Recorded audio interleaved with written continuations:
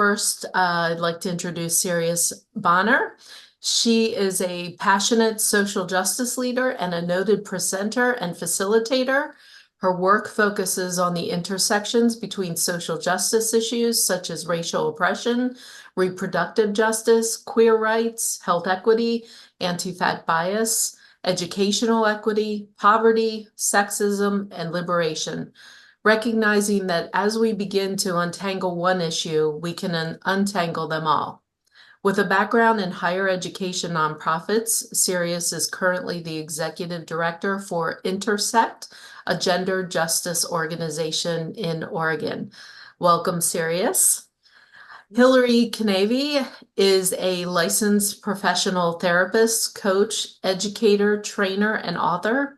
She has been practicing weight-inclusive care as a therapist for 24 years and is trained in EMDR, narrative exposure therapy, mind-body coaching, and shame resilience theories. She is a student of what it means to be a politicized healer in the therapy world. Most recently, she has attended workshops with James Olivia Chu, Hillman, and Radical Relating, or the Four Skills, as well as coaching training. Hilary has advocated for weight-inclusive models of care within healthcare, specializing in the eating disorder treatment field for the last 17 years. She has co-authored 2 professional papers, The Broken Lens, How Anti-Fat Bias in Psychotherapy is Harming Our Clients, and What to Do About It with Carmen Cole, and The Normal, Improving and Productive Self, Unpacking Neoliberal Governmentality in Therapeutic Interactions with Andrea Lamar, Olga Smoliak, Carmen Cole, and Laura Hart. She is a sought-after consultant and speaker and offers training, supervision, and consultation for individuals and organizations. Welcome, Hilary. Thank you. Good to be here. Dana Sturtevant. Dana, I always mess up your last name. I'm so sorry. Sturtevant is a registered dietitian and motivational interviewing trainer whose work has focused on humanizing healthcare, advancing health equity, and advocating for food and body sovereignty. Since 2002, Dana has traveled around the country training, helping professionals in communication and engagement strategies that lead to collaborative conversations about change. As a sought-after speaker and writer, Dana is a champion for compassionate, weight-inclusive models of care and offers supervision, training, and consultation for helping professionals and healthcare organizations. Dana considers herself a lifelong learner and has recently participated in Michelle C. Johnson's anti-racism training for people who hold healing space, Rosie Mensah's culture, equity, diversity, and race and dietetics training, Food is Resistance training by Grits Incorporated, and 2 series on neurodiversity affirming approaches by RDs for neurodiversity. I think that's the end. Okay, welcome, Dana. Thank you all so much for being here, and I'll let you take off from here. Thanks, Chavez. Oh, thank you. That was a mouthful. Ooh. It was. It was, especially at this time of the day. I'm done, I think. You're getting rummy. No, we're like, we have 20 minutes left for conversation. Note to self, shorter bios next time. Yes. Yeah, right. Welcome. Now that you know where we were born and everything about us, we are happy to be here with you and happy to be sharing the body trust framework as we use it to address weight stigma and body oppression and other traumas. Our plan for the day, next slide, is to share the theoretical foundations of body trust. We'll talk to you about what body trust means and what body trust is. We're going to talk about what we call the narrative arc of body trust, which is how folks move through our healing modality, And we'll also be talking about the body trust framework, which also expresses the phases when people go through when they are working to reclaim body trust and address the way anti-fat bias has impacted them. We're going to offer some recommendations at the end for navigating bad body days, because who doesn't need that? So that's our plan today, and we really hope to leave time at the end for your questions. So we look forward to hearing from you. All right. Well, this is me. You all heard the thing. So hi, hello again. Short pronouns. And the next slide is of, oh wait, I guess you can see it, I can't. This is Dana and I. Dana and I are the co-founders of the Center for Body Trust. We have been working together for about 20 years. We did found Center for Body Trust, formerly Be Nourished, in 2006, because we were so fed up as professionals and as humans from offering a weight-based paradigm that harm people and frankly doesn't work, and especially in the treatment of eating disorders. So we craved a new language and wanted a radically different approach. And we sat, probably like many of you, in rooms full of people and had conversations and shared experiences and learned. And from that developed our body trust work and framework. We co-authored the book Reclaiming Body Trust, which is now available in paperback form. And we'll tell you a lot more about our work today. So looking forward to sharing that with you. We both use she, her pronouns, Dana and I do. And together with Sirius, we were introduced to Sirius's work. A colleague who's now a body trust provider introduced us to Sirius pre-pandemic many years ago. We had a meeting, got to know each other. And then in the midst of the pandemic, we reached out to Sirius and started to collaborate on a variety of projects, including bringing in Sirius to co-create and co-facilitate our body trust certification program, which has moved fully online with the pandemic. And believe it or not, we all live in Portland, Oregon, but we've only been in person together. We can count on one hand, which is really, when we see each other, we see each other every week, but never in real life. So not a rule, it's just what happens. Yeah, side note. We love collaborating to create, design, and lead organizational trainings. And we just launched our Body Trust podcast yesterday. So we're excited about that. Yay. So that's some about our individual work. And then what do we do together? And how did we get to this place of presenting together? So we're excited to be here. Thank you. And thanks for the love in the chat. I love seeing some of these comments. So sweet. So if you've read our book or attended any of our workshops, you've probably heard us ask this question at the top of the slide. What's come between you and being at home in your body? We open the book with this. We open most workshops and retreats with this. And so we're going to give you just a moment or two to think about these questions. What has come between you and being at home in your body? How did you first learn that fat is bad? Where did some of those early messages come from that fat is bad? What have you been taught to believe about bodies? And we can expand this out to from fat bodies to what have you been taught to believe about trans bodies? What have you been taught to believe about fat bodies? What have you been taught to believe about non-binary bodies? What have you been taught to believe about, people who are neurodivergent? What have you been taught to believe about your own body? And who in your life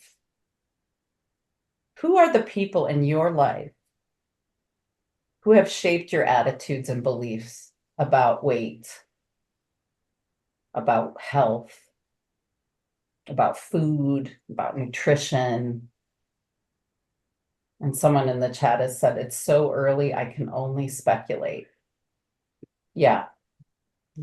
That most of the clients that we work with found, learned that fat was bad or there was something wrong with their body by the age of 10.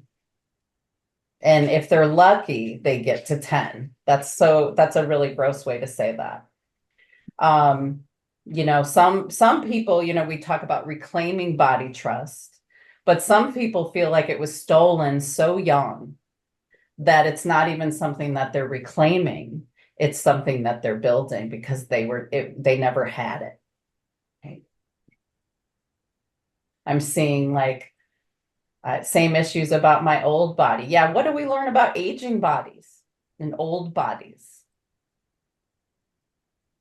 People are saying, I learned stuff from my kids or from my mom. I learned about stuff from kids at school. Even if you had a protective effect at home, you were watching the Disney Channel. And I was playing with Barbie. And I was watching Charlie's Angels and The Love Boat and The Dukes of Hazzard. Yikes. So we may have a protective effect at home where we don't hear about bodies, but we're watching TV, these messages come, and then we go to school, right? We'll talk more about this. And yes, this image is by, we commissioned this image from Jennifer Price Davis. If you're not familiar with her work, we highly recommend. She has an angel series that we absolutely love, and we love her art in general. You might be able to see some of the other angels behind me. I have quite the collection, but we commissioned her to do this work. And our body trust is a birthright image. And ultimately, that's one of the things we want you to know about body trust, that we believe body trust is a birthright, that we don't come into the world fretting about the size of our bodies. We don't worry if the apple or the cake is the right choice, right? We're born with neutral relationships with our bodies. And then seeds start to get planted. And yes, we do still have these for sale. I see someone saying you can purchase them. Yeah. Oh, yeah. So we ask these questions just to have you think a little bit more about your socialization. And we'll circle back to this in a moment. Sirius, I think you can advance the slide. So, wanted to ground you in some of our practices. They're not rules exactly, but things that reflect our values and the ways that we want to sort of navigate conversations like this one.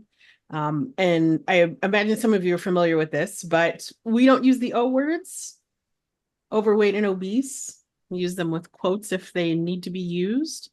These terms are based in the BMI, the body mass index, which is not evidence-based, but deeply rooted in white supremacy.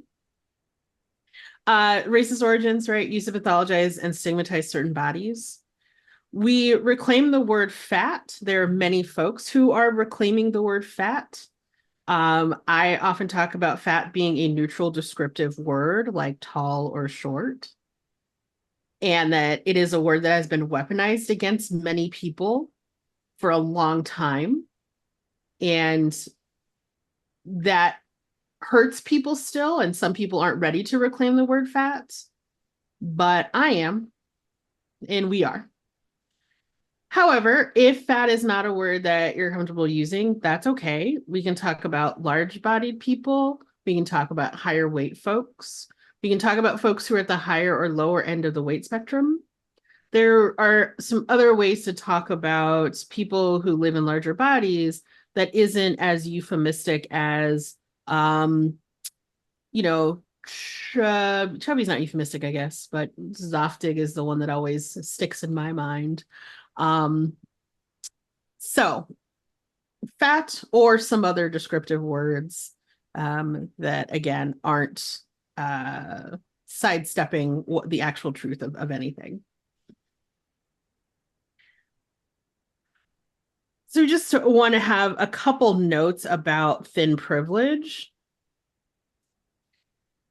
Some of you may be familiar with white privilege. Some of you may be familiar with the construct of privilege in general. Thin privilege is a thing that exists and something that has to be sort of recognized in conversations about bodies. Folks who experience thin privilege often experience these things, right?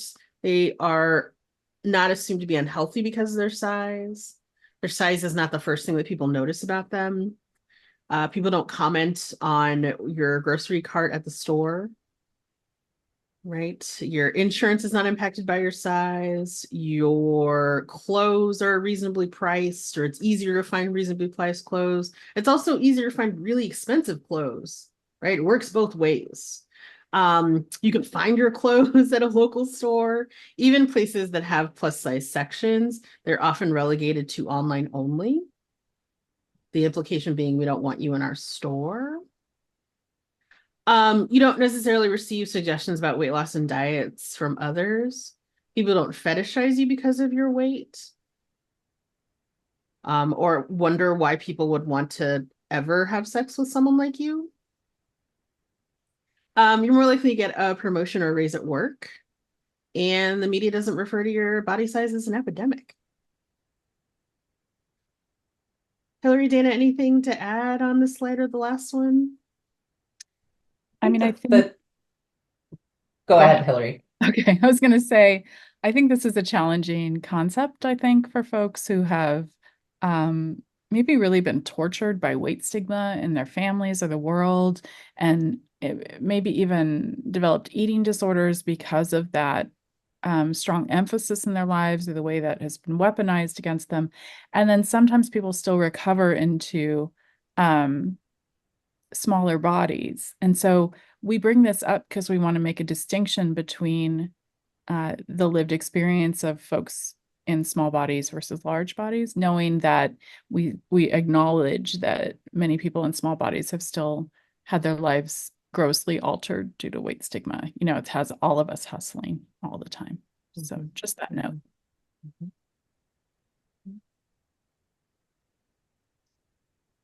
Dana, do you want to add anything? That was what I was going to offer. So Hilary and I have worked so long together. We have twin brains. Right. Yeah, that's a super important point, right? That as we will sort of unpack in this presentation, oppression impacts everybody in different ways, and some people have a much more difficult experience, and the stakes are much higher because of that oppression than others. I'll just use this time to share one of my favorite anecdotes, which Hilary and Dana have heard many times. It's a quintessential Portland anecdote. My good friend, a fat woman, was shopping at the grocery store, and she had a dog who had various allergies and things, and they were in the situation where they needed to make the dog their food from scratch, and they had to change the carbohydrate that was in it all the time. And so, you know, 1 week she'd be buying pounds of rice, and the next month she'd be buying pounds of oats or something to supplement the dog food. So she's going through the supermarket and she has like just a ton of food in her cart. And someone stops her and says, you know, you're just going to get fatter than you already are if you eat all that. And the woman says, my friend says, this is for my dog. And the person's like, oh, okay, well, that's all right then. Keeps on walking. Yeah. So again, happens a lot, all the time. And if you're not used to that, if that's never happened to you, like, what a lucky space to be in. Okay, moving forward. Well, in Sirius, it might be helpful, given the comments in the chat, like to just share your spin on body positivity as the all lives matter. Sure. I can't see the chat because I'm doing the slides. But yeah, I could just briefly say that body positivity as a movement has been co-opted over time to become whiter, thinner, more straight, more able-bodied, and more sort of in alignment with middle class and upper class values over time, to the point that I think that body positivity sits right alongside with all lives matter, right? All bodies are good bodies, right? The way we talk about body positivity is very like beauty centric, and not and health centric, and not everyone has access to health or beauty.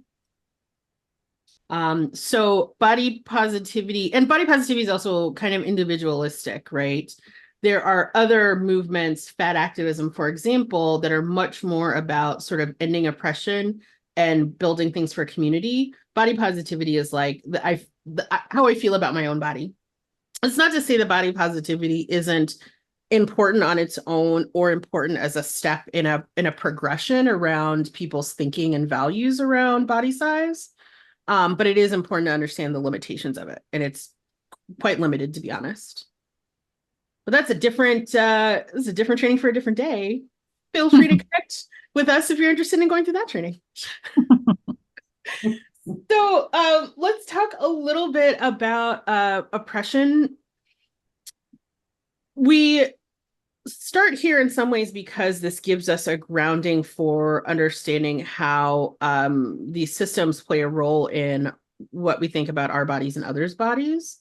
And so having a more holistic view of that is helpful. So we have our gears on the side, our gears metaphor, right? We have these smaller and larger pieces that are sort of working together.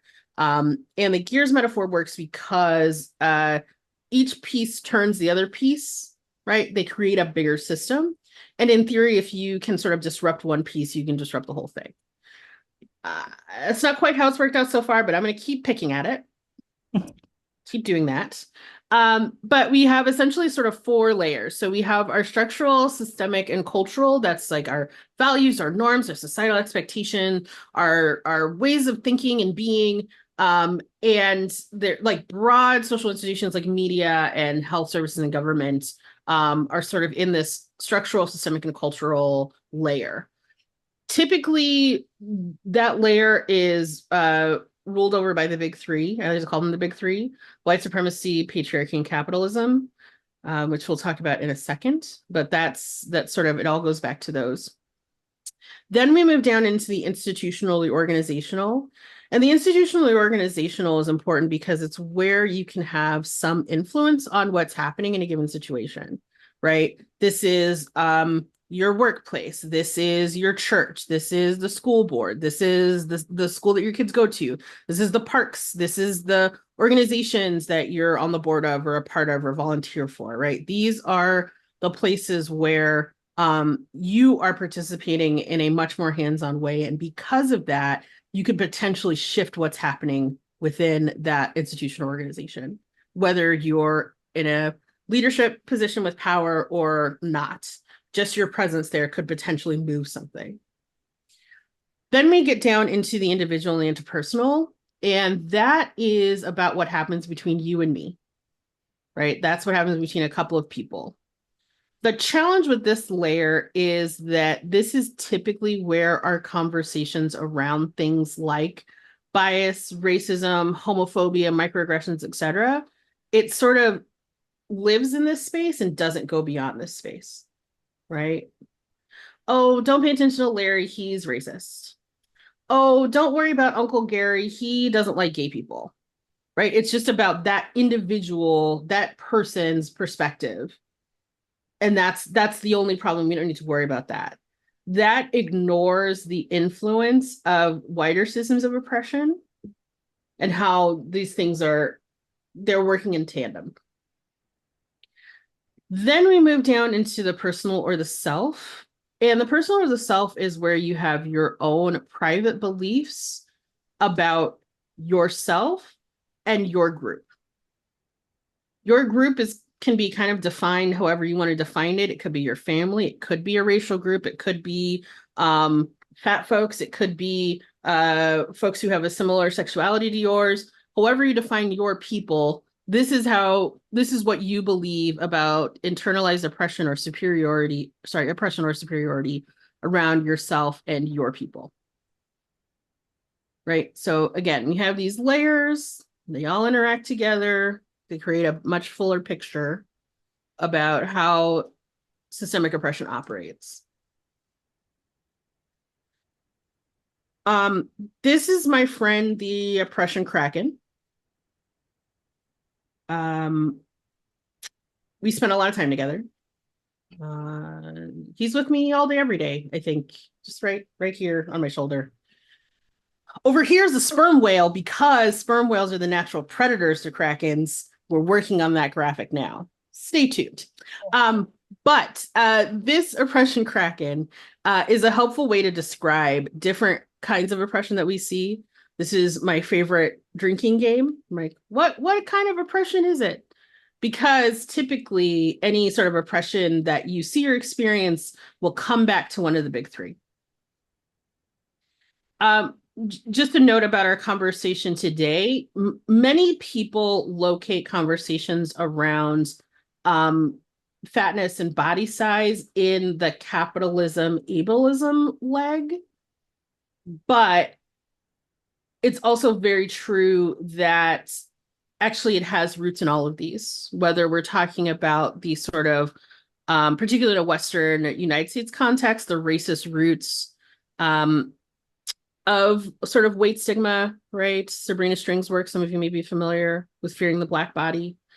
Or we're talking about sort of the way that patriarchy deeply influences how we see certain bodies as appropriate or not because of their sexual availability or sexual desirability. Not to mention the conversations around gender and body size, and the ability to receive or not receive gender affirming care based on body size. So it's one of the things, they're all connected, right? So even though we can sort of locate different pieces in different places, often these things exist in multiple places on the Kraken, including conversations around fatness and body size. Dana, Hilary, anything to add about these last couple pieces?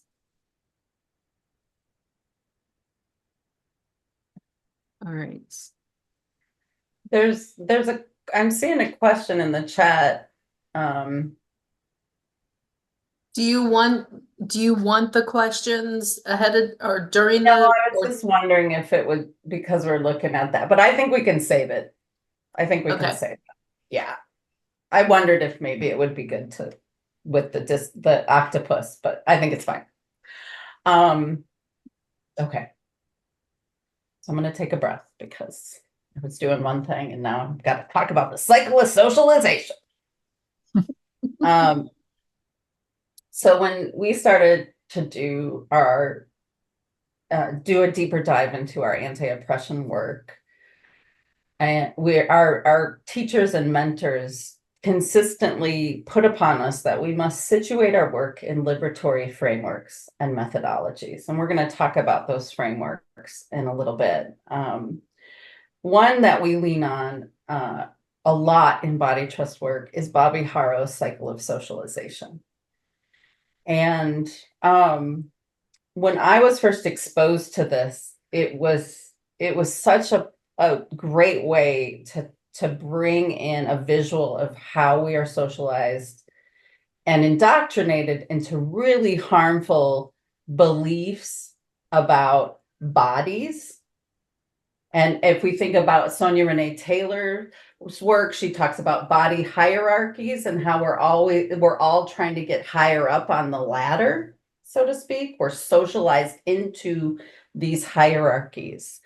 And so there are a million images of this model on the internet. You just have to search cycle of socialization.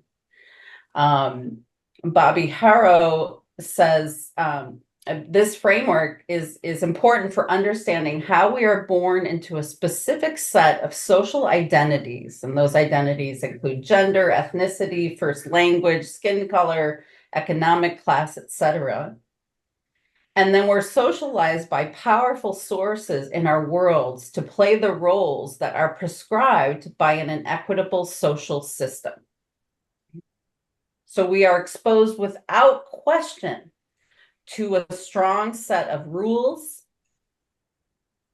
roles, assumptions that cannot help but shape how our experience of ourselves in the world. So if you look on, I think you can advance the slide, Sirius. This will just bring this, so you were sharing a little bit about some of your earliest messages and how you learned fat was bad. You can see on the left towards the bottom that the beginning is, you're born into this world with mechanics in place: anti-fat bias, racism, homophobia, transphobia. It's all here. And you're born into this world without a lot of awareness of this, but these mechanics are in place.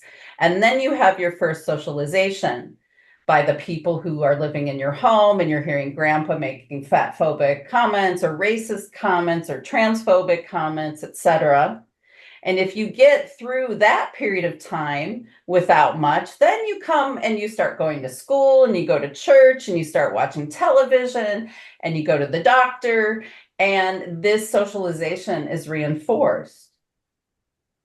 So one of the things we say in body trust training is the more education you have from dominant systems, the more you have to unlearn.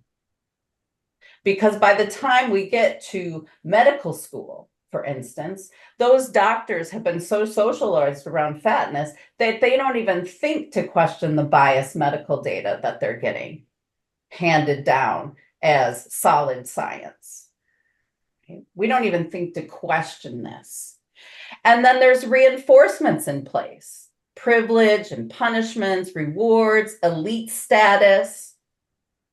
And if we don't fit the mold, there's dehumanization. We collude. One of the things we're reckoning with in body trust work is we're reckoning with the ways we've colluded with harmful systems and upheld harmful ideologies about bodies.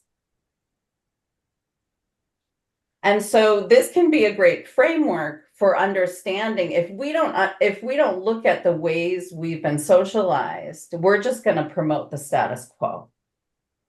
We have to change. We have to raise our consciousness, interrupt, educate, take a stand, question what we've been taught to believe, reframe things. We see this crisis of imagination in the weight loss industry, where they're basically rebranding these GLP-1s for weight loss. And it's just nonsense. Like, we could reframe all of that from a body trust perspective, from a fat liberation perspective, but they cannot even imagine that what they've been taught to believe is wrong, right? So we uphold the status quo, right? So understanding how we lose trust with our bodies is an important element of body trust work. So we can move, I think, unless we want to look at these, I think the evocative questions on the slide were good, and we can move on from my perspective. Oh, and I got to clear my marks because they went over.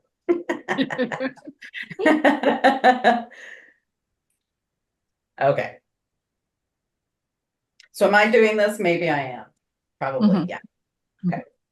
So when we think about body trust, what we're talking about is body trust is a radically different way of relating to, occupying, and caring for your body in a culture that doesn't trust bodies.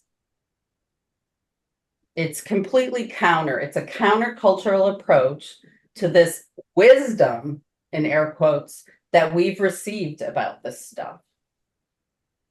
Body trust specifically is about offering people a different way of thinking about weight and trusting our bodies to sort out the weight, that we don't have, that our bodies have a place they're comfortable. And the BMI, the guy that made the BMI didn't know what that was, but your bodies have a place where they're comfortable, and we can trust our bodies to sort our weight. This is not about trusting our bodies that we won't get disabilities. This is not about trusting that we won't get sick. This isn't about gaslighting people that, you know, if you get sick, it's something you've done, or everything you deal with can be healed through a diet. Body trust is specifically about pushing back against the dominant weight paradigm and the way we've been trained to think about that. And Hilary or Sirius, I don't know if there's anything you want to add. There's this question that came in, and one reason I'm talking about it, because it seemed like a good time, and now I can't click on it. How do y'all approach body trust from a disability justice lens, i.e. having a body that moves through different levels of ability based on symptoms, flares, etc.? You know, part of body trust work is understanding that the one thing we can count on is your body's going to change. That we're all going to get sick, that we're all going to die, that we're all going to age, that we're going to deal with disabilities, we're going to deal with changes in our body's ability to do things. And that is the reality of living in a body. So when we talk about body trust, it's about repairing a relationship with food in your body. That you trusted your body. You didn't fret about eating this or that. You didn't fret about this stuff. So I don't know how that lands for the person who put that question in, but that seemed like a good time to at least clarify a bit on that. And we can come back if we need to. Yeah.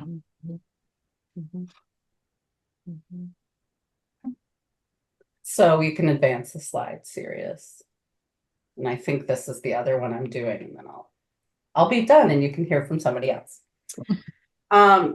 So this slide, we just want to share that, you know, I remember my father-in-law one day was drunk, and it's always a great time to ask me about my work when you're drunk. But he said, you know, Dana, I'm so worried that you know, the evidence is just going to make your work obsolete. And I said, oh, Bill, you don't think my work is evidence-based and rooted in frameworks? And I did not have the conversation because he wouldn't remember it the next day. But I say all that because body trust is work rooted in liberatory frameworks. It's evidence-based, it's justice-oriented, and the early theoretical foundations of our work are at the bottom of the slide. And then, you know, the more recent frameworks that we lean are at the top, including the cycle of socialization. Bobby Harrell also has a cycle of liberation. We love Neva Perron's developmental theory of embodiment. It talks about the way the culture and our experiences of living in this world impact our abilities to live in our bodies. And there's a spectrum of positive experiences of embodiment to negative experiences of embodiment, and what shifts those experiences over the course of our lifetime, and how our social location, our social identities impact our embodiment. It was like a whole new world opened up for the way we talk about this work. So highly recommend Neva Perron's work. Barbara Love's liberatory consciousness is also talking about you know, how we, you know, when people, we can think about George Floyd and people having this racial reckoning, and there was, you know, more awareness of the racial reckoning that was required. And it was like, you're late, everybody's late to this racial reckoning. But we saw a lot of awareness, and then we saw a lot of companies want to take action, but they took the wrong action because they didn't have an analysis. And if we don't have an analysis, we take the wrong action. And so there's awareness, there's analysis, there's action, and there's accountability. And those are the 4 parts of Barbara Love's liberatory consciousness, that we have to develop a strong liberatory consciousness, because otherwise we're going to make the wrong decisions.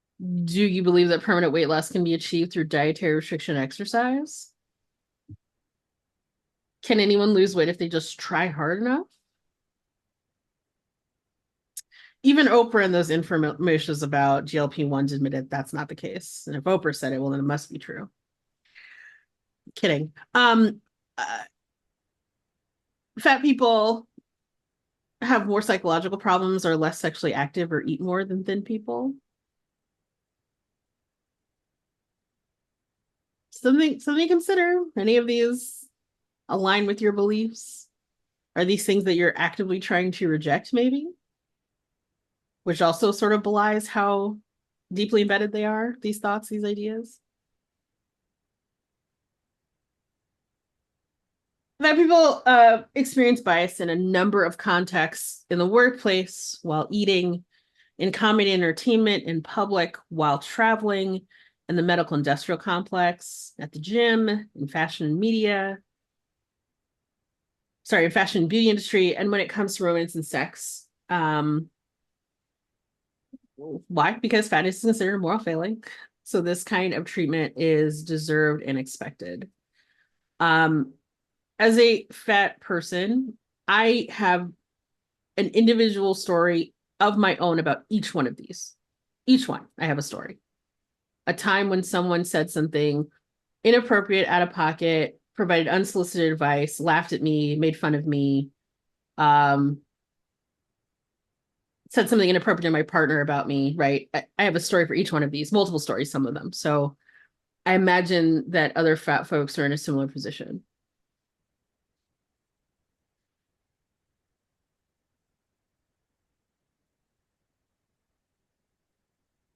Let's dig a little deeper into the conversation about the sort of medical industrial complex and how that plays out. I hate this slide. This is the hardest slide. This slide makes me sad every time.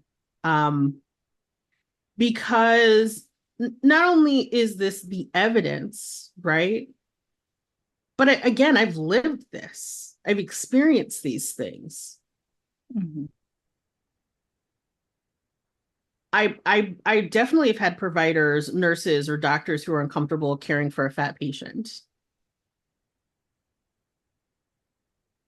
I have a note in my medical record at Kaiser as being non-compliant because I asked them to look deeper into an issue that I was having, and it wasn't just because I was fat that this thing was happening. Hilary, Dana, do you want to say anything about this slide? Yeah. I mean, I think, we all need to feel something about this slide. So you want to check into that with yourself because this is really disturbing. And I know many of us are coming into this through the eating disorder treatment community, and we have to see ourselves here. I'm so interested in the mental health providers more likely to diagnose eating disorders in fat patients, because what that means is not what is happening in the eating disorder world. That means that people think that all fat people are eating wrong and something must be wrong with them if they're fat and they need a diagnosis. And we'll diagnose fat people with all kinds of things adjacent to fatness because of the discriminatory connections we're making, not because any of that is true. But in the eating disorder treatment world, there's so many of us that still think that weight control is an option for fat folks. There's still treatment centers that give low-fat ice cream to the fat folks, or aren't feeding people the same, or don't understand that what a weight-suppressed body might be, or that fat people can have and do have anorexia, and not every fat person has binge eating disorder, and that binge eating disorder is not about impulse control, it's about restriction. And all of these pieces are in our field every day. And if you're someone coming to this because you are healing, I imagine you feel and see the incongruencies in this field all the time, and it's confusing, and it upholds your eating disorder. And so we need to see ourselves here. We need to feel this, and we need to see ourselves here, because it is so troubling. And to me, it's so indicative of medicine's deep, deep financial tie-in with weight loss, because we have developed this rationale for outsourcing medicine to weight loss all the time. GLP-1s are certainly an example of that. You know, all the prescribed diets are or the medically supervised diets are an example of that. And we also need, as providers, to be doing our own work around all of our internalized anti-fat bias. There's no reason why you wouldn't have internalized anti-fat bias. There's no reason. You have to work with it. It's absolutely essential. And so, this is the stuff that I think, especially in our professional trainings, that Body Trust formed around, is these issues that are coming up over and over again and are excused away by our industry constantly. Very disturbing to me, clearly. I'll just add, I put in the chat a couple minutes ago that the eating disorder treatment community is just as bad. Like, maybe just note to self that we should put a slide in the next time, like, because I always bring this up when the slide comes up, and yet when we do this, I forget to add it. But Shavis, actually, who's here and has put this wonderful couple of days of training together, my understanding is Shavis ran into Rebecca Poole, who's done a lot of the research on weight stigma, and asked Rebecca if she'd ever thought about surveying the eating disorder treatment community for their weight bias. And I put a link to the paper, and here I'll put it in the chat right now, so it's fresh if you don't want to go through the chat. But the eating disorder treatment community is just as bad. And a couple things noted, that people were like, oh yeah, there's weight bias in my treatment center, but it's not from me, it's from other people. I hear it, but I don't do it. And of course, the providers that were dieting had stronger anti-fat bias. That was another thing, that if the providers were dieting for weight loss, and you might not think you're dieting for weight loss, but if you're pursuing weight loss, you're dieting. We can call it healthy lifestyle, but it's impossible to pursue weight loss and not show up with a dieting mind. And so we saw that people who were dieting were more anti-fat in their beliefs, of course. And then one of the things that Rebecca Poole had never seen in all of these different populations of health professionals, the thing that stood out the most to Rebecca Poole when she surveyed eating disorder treatment professionals, is the amount of providers that abandoned the survey when it got real uncomfortable and they were asked about their own anti-fat bias. So they were willing to talk all about what they were witnessing and seeing and all these other people. But then when they had to answer about their own stuff, they clicked out of the survey and it abandoned it. She lost something like 40, I want to say it was like 40% attrition rate on the survey. And they could see when it got uncomfortable. And this just speaks to the amount of work we have to do in the eating disorder field. We have people who treat eating disorders who say they do weight loss and they treat eating disorders. So you can screw people up in their pursuit of weight loss, and then you can treat them on the other side when they're messed up. We can't do that. Sirius, I saw you were going to say something. No. I just saw that Shavis came off mute. I was wondering if she wanted to add anything here. Yeah, Oh. I just was, that study was unlike anything that Rebecca had ever seen. I would love, it was done in like 2013. I can't remember, 11.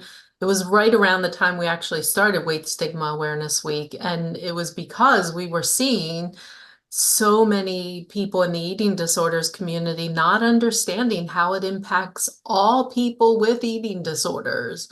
And obviously it impacts fat folks more, and the fatter, like we talked about or earlier, the fatter, the more it impacts the person. And that all translates to people with eating disorders. And it's so hard to recover if you're fat with an eating disorder, because the expectation is that you're going to lose weight, or when people need to be refed sometimes when they're fat and will actually gain weight. So yeah, we saw all of that in the study, and it was heartbreaking. Yeah. I mean, we see things like a lot of times in treatments that they say, you're not fat, you have fat. No, that's not okay. You're not gaining weight, you're restoring your weight. Not okay. These are things that just uphold anti-fat bias. So there are ways, there's a long way to go in the field.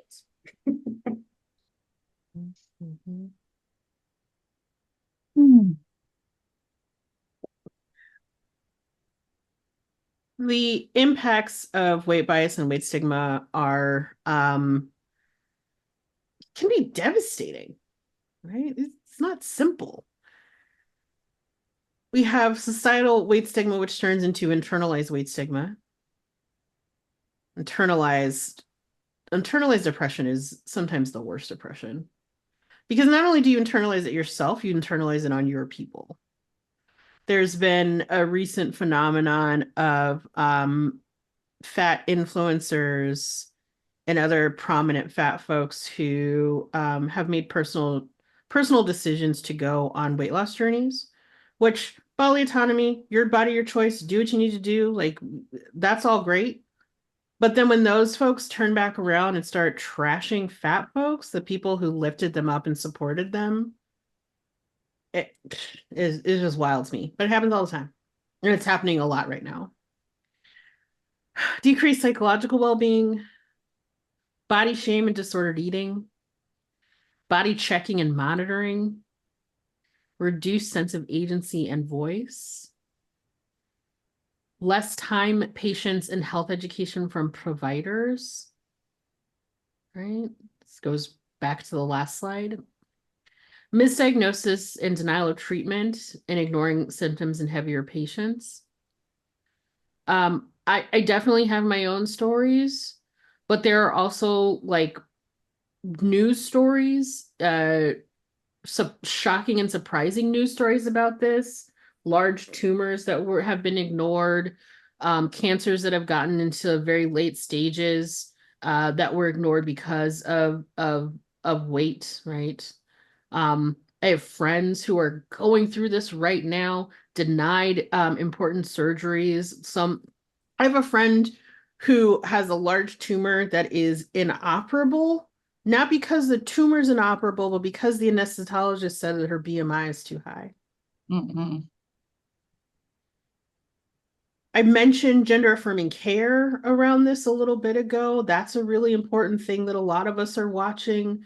When providers who do gender affirming care, specifically gender affirming surgeries, turn them down because of BMI or because of their own biases around how they think certain genders and certain bodies should look before they do the gender affirming surgeries.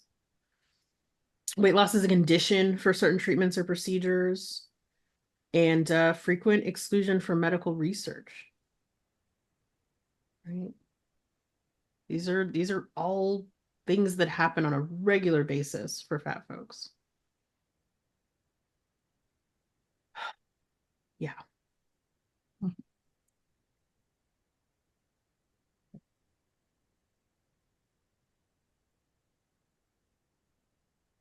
But it's not all doom and gloom. We have there's body hope. trust. No. There's hope. Thanks for the segue. But I think the segue is that we don't hear these stories.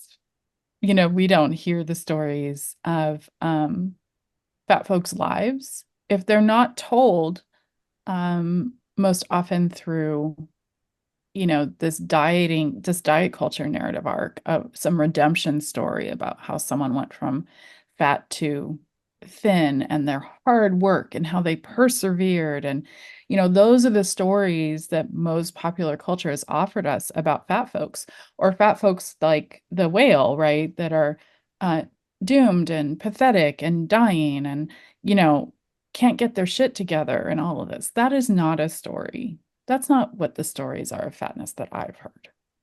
That's not the stories we know among our friends and our colleagues and the people we admire and the amazing fat folks that are changing the world. Those aren't the stories that go with these folks, And so when Dana and I, I was going to say, we're faced with writing a book. It's actually true.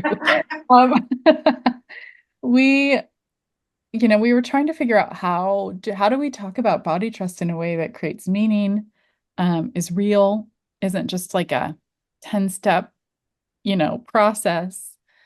And one thing that we've always valued most about body trust work is body stories. The stories of people's perseverance and survival.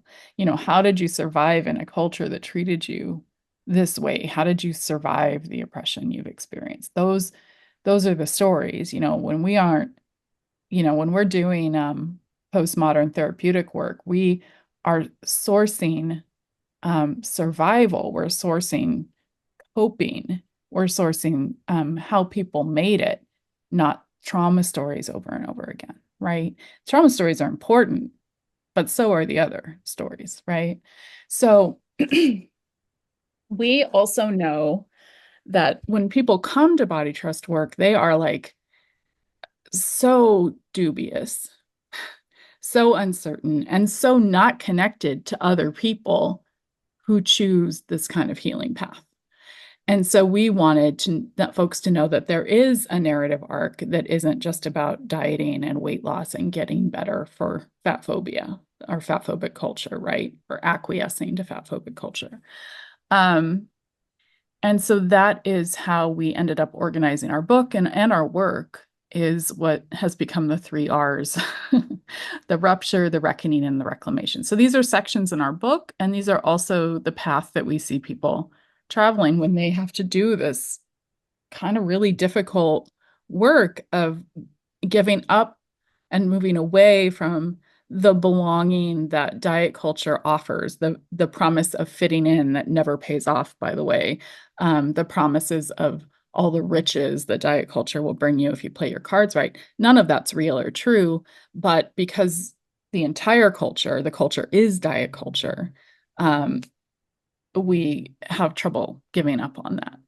So we instead have centered the process around having folks really identify what interrupted their relationship with their body, what interrupted embody what meant, what shifted your body from, a sense of this is me to object to control. And in identifying that rupture, it invites folks into a process of externalizing shit that has been made internal by diet culture.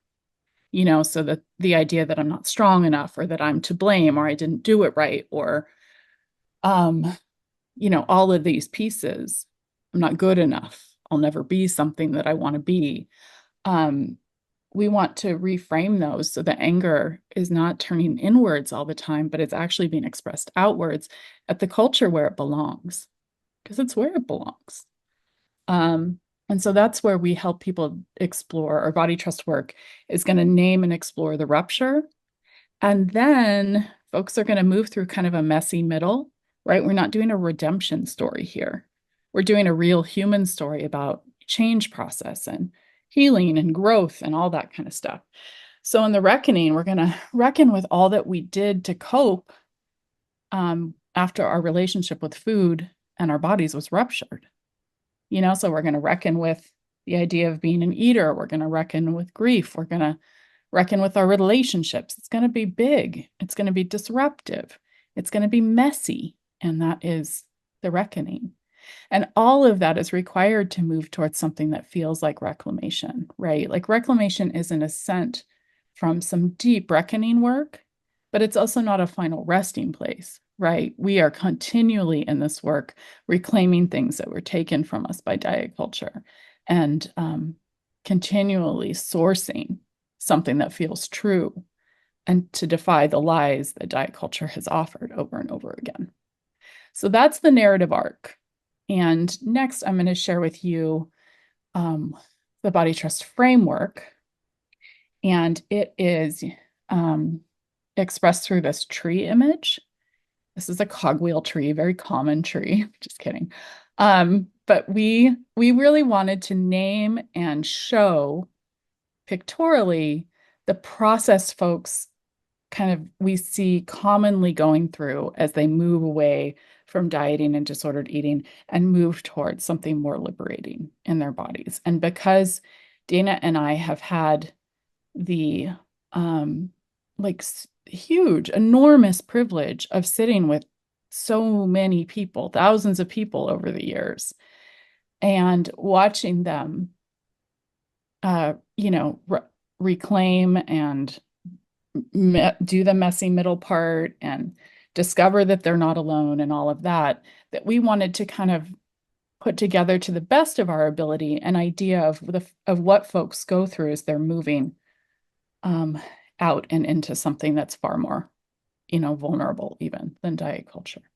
So we acknowledge that folks come to body trust often not really wanting to go back, but really not knowing how to move forward. So that's kind of there at the top of the tree. That's the entry point. And then we most often see people go through a very heady exploration of this movement of anti-diet work, of body trust, right? You probably noticed this in yourself or in others or both, that folks are, doing this kind of deep dive into all the podcasts and reading all the books and all that stuff. And it's so amazing at this point, after doing this work for 20 years, that there are books and podcasts. Because that certainly wasn't the case in the beginning of our work. But so people are doing all that heady exploration. And as a therapist, I think I've been taught that heady exploration isn't embodiment, right? That's not I think there's in some circles of we wouldn't consider it the real work. But in our framework, we think that phase is really important, right? Folks need to hear and over again that there's a different path and be reminded that it's true and that it exists and that it's a possibility and that they're not alone. And I think all of that reading does that. We see folks being pulled into eventually wanting to explore their own body story. All that heady exploration makes things personal eventually. And then also getting more firm in their practices around divesting from diet culture and being able to see it everywhere and call it out because they've become more steeped in their awareness of it. And as folks move towards telling the truest story, they also tend to grieve. We don't get out of life without doing a lot of grieving. And we, of course, have bereavement and that kind of grief. And then there's also the grief of things that didn't work out the way they were supposed to, and the way love did not show up the way we expected, and belonging didn't show up the way we expected. And we certainly grieve the amount of time, energy that we've put into this, but we also grieve how much we've been lied to and how much we've been disrespected and hurt, and how much we have to reframe that we're moving into a life that was not the one we planned. It actually is better, I promise, but it's not the one that we planned. So that is the grief work. And then when folks get through grief, any kind of grief, we move towards, pleasure, right? And we move towards being very clear on the patterns of coping that keep us feeling less than liberated. And folks start getting a lot more clear on their needs and boundaries, although that's an ongoing process. All of this is an ongoing process. And then folks tend to end up redefining and defining for themselves what healing really looks like. C- work, all of those things at the bottom are the foundation. So these are practices that we know we invite people to return to over and over again when they feel like they're struggling in their body trust practice. And one of those, it is an essential ethic of body trust work, is C work. So I see Dana put something in the chat about that. But where you say get a C in body trust work, get a C in intuitive eating, get a C, just get a C. We want you to do this kind of badly. And that is very healing. So I'll leave it there. There's so much more to say about all that, but I'm going to leave that there. It's often the most helpful thing, and it's also the thing that people have the biggest reaction to. Like, what? You want me to get a C? And if you're a student in school, it's especially like a bit of a mind warp for folks. But yes, that's what we mean. Because perfectionism is a tool of white supremacy. Yes. Sorry, couldn't Got not it. say- Yeah. not- yeah. All right. Are we next sliding? Okay. So before we take questions, one of the things we offered to do is in this presentation is offer some tools for managing a bad body day. And when we talk about, if we were to look at the tree metaphor and the roots, and I don't know if you said this while I was typing something, so I apologize. But, the more shallow our roots are in body trust work, when people are really new to this and you start talking about it, if you just fire hose them with a lot of data, they're just going to throw it right back at you. It's like we're planting seeds for people, and they start to take root. And it's oftentimes the way I think about it as a provider is, how do I open the window and prevent it from slamming shut? How do I have a session with someone about this where they want to know more about it and they want to keep coming closer? And when our roots are shallow, the culture is always trying to pull you out of the soil of liberation, says our colleague Savala Nolan. And so when your roots are shallow in body trust and you're still pretty deeply rooted in diet culture, when you haven't divested from diet culture, the holidays come around and January 1st is the magical behavior change time, and there's GLP-1s, and you fly right out of this soil and back into diet culture and back on a diet, right? It just takes one strong gust of fat phobia to blow you up and out of this work. And it's really common for people to straddle it, to want body liberation for everybody else, but weight loss for me. And we want you to include yourself in this work, because if you don't include yourself, none of us are free until we're all free, right? And so somebody with a strong body trust practice is not immune to bad body days, because you live in the culture and the culture's going to culture. But somebody with a strong body trust practice knows how to skillfully navigate these days without finding themselves back on another diet. And so Savala Nolan, for instance, who's done body trust work and speaks to our groups and says the culture is always trying to pull you out of the soil of liberation, she recently wrote, I have no interest in going on these medications because I am solid in what I know and believe, right? Whereas you have other people who are really new to this, and these, weight loss experts, and air quotes, are really good at co-opting the language of health at every size, fat liberation, et cetera, while selling the same shit, but making it sound like it's science and it's new. Right?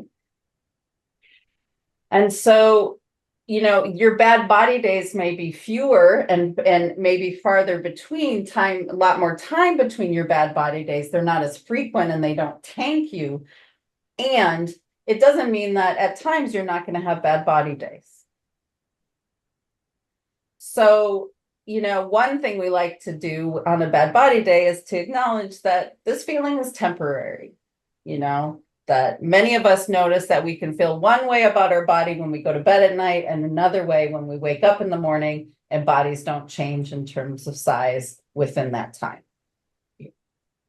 I've literally noticed my feelings about my thighs change within 2 hours of a car ride in the same car. feeling one way about my thighs 1 minute and completely different about my thighs 2 hours later. My body did not change in those 2 hours. People with gender dysphoria, they have days where their dysphoria is really heightened. They get misgendered, it comes up, it settles, right? Most of us are not in this chronic place of feeling terrible about our bodies. It's up and down and all around and neutral, and we're not even thinking about it, and then it's bad, and then maybe we have a moment where we feel really good in our body. So one of the best things is to acknowledge that this is temporary. And to get curious, what's going on? I was feeling fine yesterday, and now all of a sudden I'm feeling really heightened. I always say, get into comfortable clothes if you can. Be aware of and avoid body checking behaviors. When you have a bad body day, you're going to want a body check. You're going to go to the mirror. You're going to try on the clothes. You're going to feel for bones or fatness, right? So resist the urge to check your body. And defy the lies. Name the systems of oppression. Defy the lies you've been told. But we have to recognize that these are lies to be able to reject them. That's what Stacey Jordan Shelton says. Before the truth can set you free, we must recognize the lies that are holding us hostage. And some of us take in this information about weight like it's the truth when it's complete and utter bullshit. So we want to defy the lies, turn towards yourself with kindness and curiosity and compassion, and develop a mantra. Come up with a mantra that helps you in these moments, on these days. Like, this is temporary. My body is not a problem to be solved. This is my body. This is where I live. Hilary, you have any other mantras that I missed?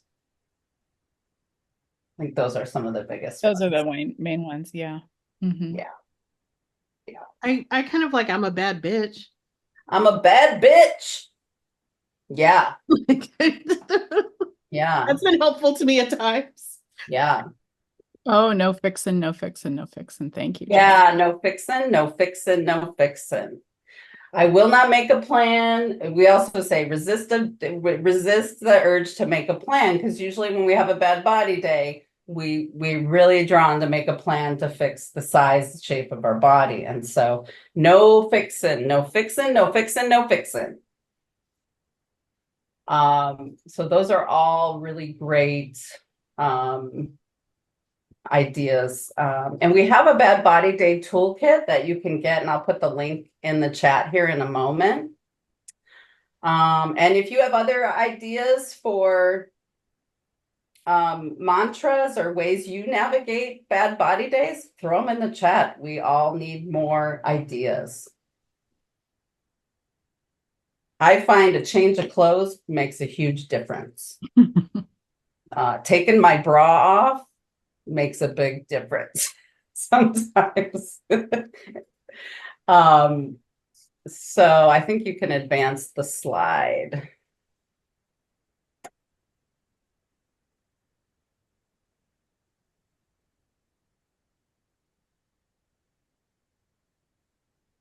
So you might just take a moment to reflect on these questions. We're going to open it up. Oh, I love that. Tapping, chanting, smudging, an intentional shower or bath to cleanse, putting on your favorite outfit. I love the mantra, I'm doing the best I can. Yeah, locate the problem outside of your body. Who planted this? Who benefits from your shame?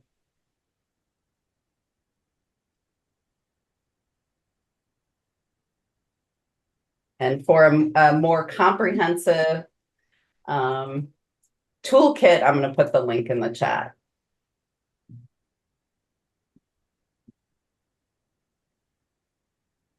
You'll see a spot to grab it on that page.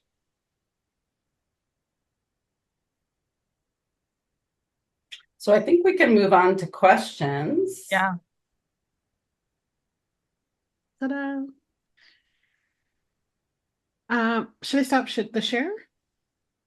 I think so. I can read them if you like, Yeah, or, great. Yeah, that okay. sounds How do y'all approach body trust from a disability justice lens? In other words, having a body that moves through different levels of ability based on symptom flares, etc.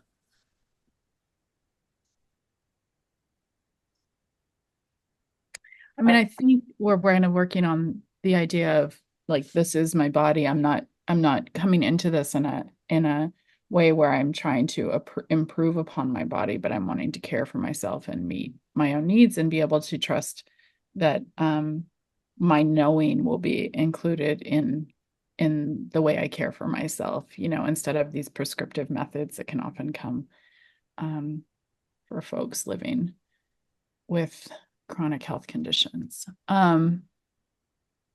We also are really interested in being able to, when possible, identify the anti-fat bias that is embedded in the medical treatment or the diagnoses that people experience.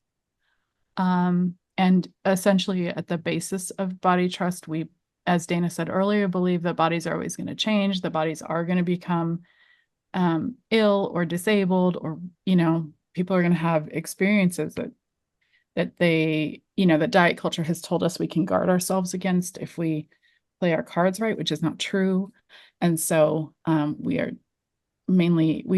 uphold those values, both as a training organization, but also in our clinical work. Cool. Okay. How do you start this conversation about body trust, HAES, for those who don't know, health at every size, with clients that only know the weight-centric approach so that people don't reject it firsthand? I mean, people are likely going to reject it, and that's okay.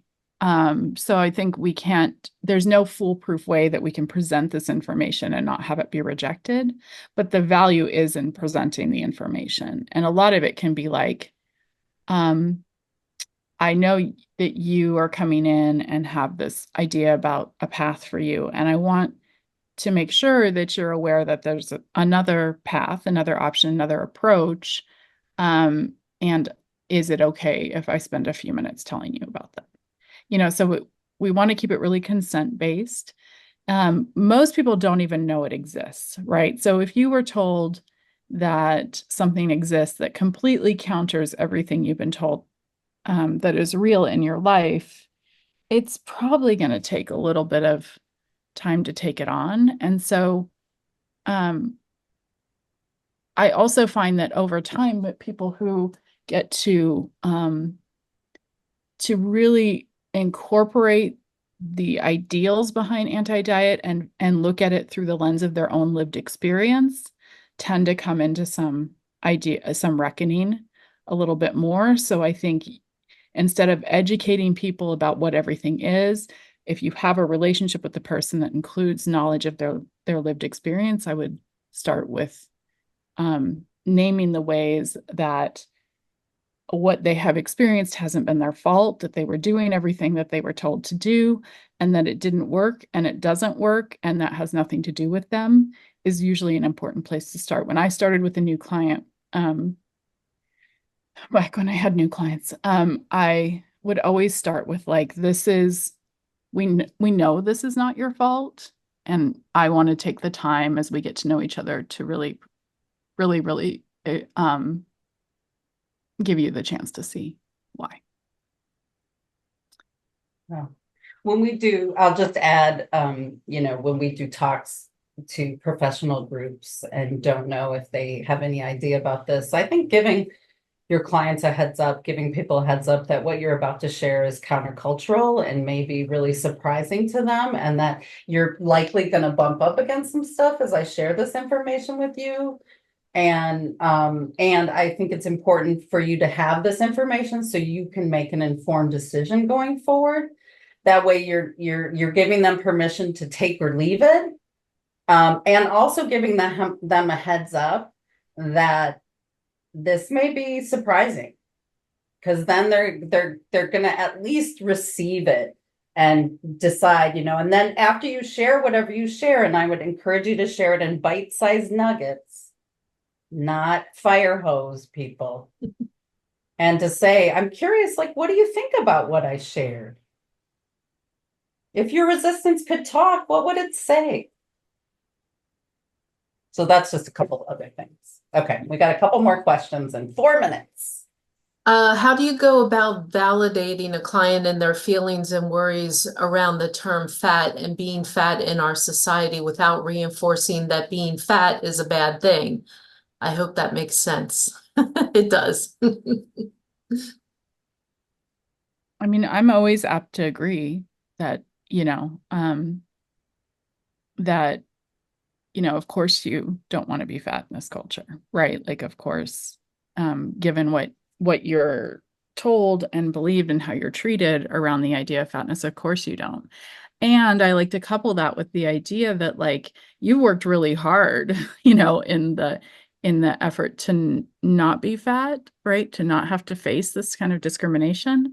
And the reason why it hasn't worked has nothing to do with you. You know what I mean? So, it's an invitation for someone to move into a little more empathy instead of blame for their lived experience, and also reckon with the things that can't be changed.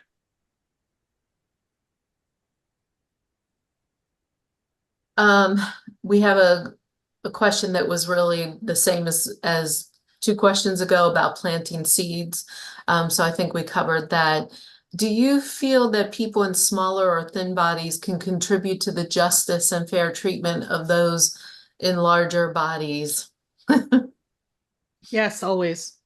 Right. There's an important role to play for allies, right? And Dana and Hilary have heard me diatribe about the A words: ally, advocate, accomplice, right? Co-conspirator. They're all equally useless and important because the A that matters is action, right? So whatever you're doing to show up as an ally, as an advocate for fat folks towards liberation, that's the important thing, is like, what actions are you putting behind it?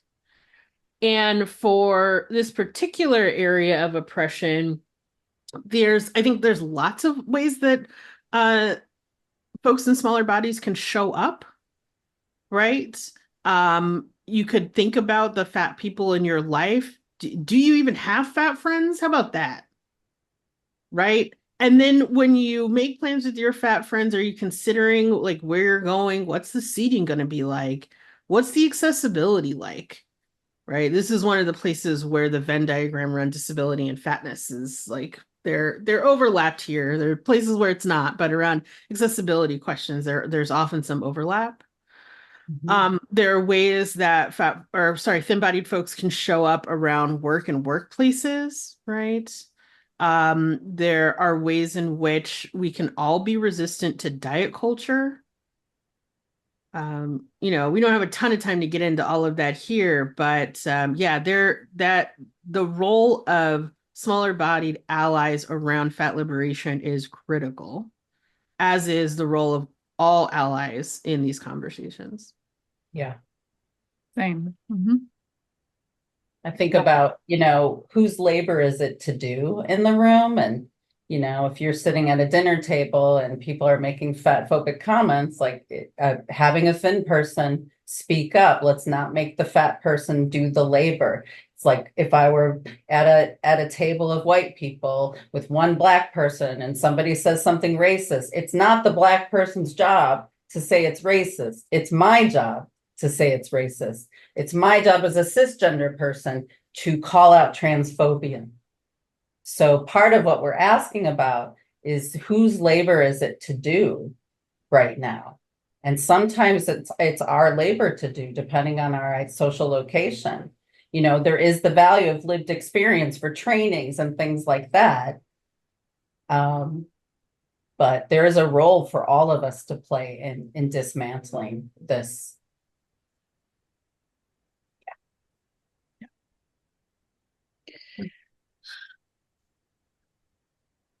Okay, I think that's the end of our questions, and I just want to thank each of you so much for coming and sharing everything with me once again, and everyone on the call, or everyone on the I can't even think, I'm so tired. We're coming to the end, folks.